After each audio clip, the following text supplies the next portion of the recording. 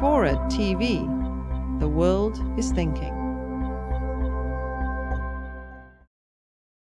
Barack Obama, speaking in Oslo, Yes. giving his speech accepting the Nobel Peace Prize, quote, "Sworn to protect and defend my nation, I cannot be guided by the examples of," and he mentions Gandhi and Martin Luther King, "alone.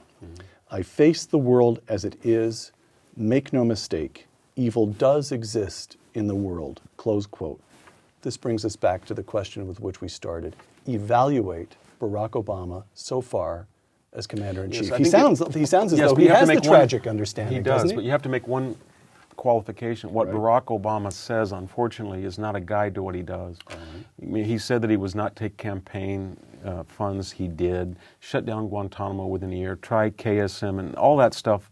Tribunals bad. Predators. Just words. Yeah, just words. Just look what he's done. I think that what we are seeing as Commander-in-Chief, unfortunately, is a reset of the reset diplomacy. He came in and said, whatever Bush did, I'm not going to do. And now, whatever I said I was going to do, he's reset everything. Hillary Clinton the other day said, oh, there was kind of a coup in Iran. We didn't know the Revolutionary Guard really run things. So that Iranian thing is sort of off the table.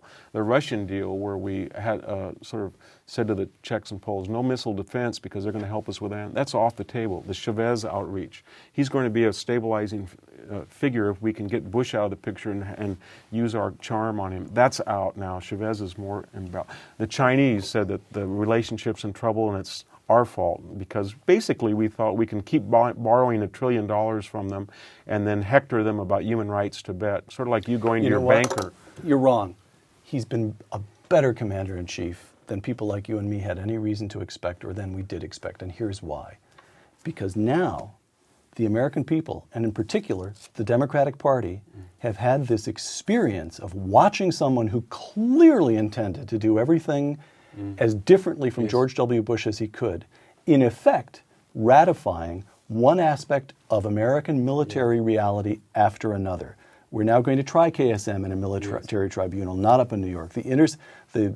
We're still at war in Afghanistan. He increased the number of troops. And so now the war on terror has become bipartisan in a way that it couldn't have been if a Republican had succeeded Bush.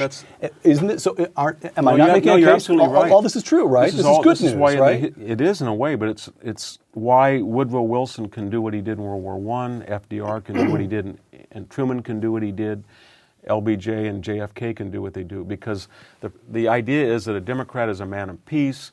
He's a utopian. He doesn't like war. He goes to it reluctantly. A Republican is a bloodthirsty warrior-type person who likes war. And so anytime we have a Democratic president, the left wing is willing to forgive him in a much greater degree than he is a Republican. You're right. Obama's been a great gift not only to the Republicans but to George Bush, because single-handedly he showed the world, he said to the world, your anti-Americanism, your George Bush hatred, your writ that Bush shredded the Constitution, it had nothing to do with reality. It was just piggybacking on the American left's critique of a sitting Republican president for partisan purposes. You know why? Because look, we're doing everything that he did in Iraq, everything in Afghanistan, tribunals, renditions, intercepts, Patriot Act, etc., predators.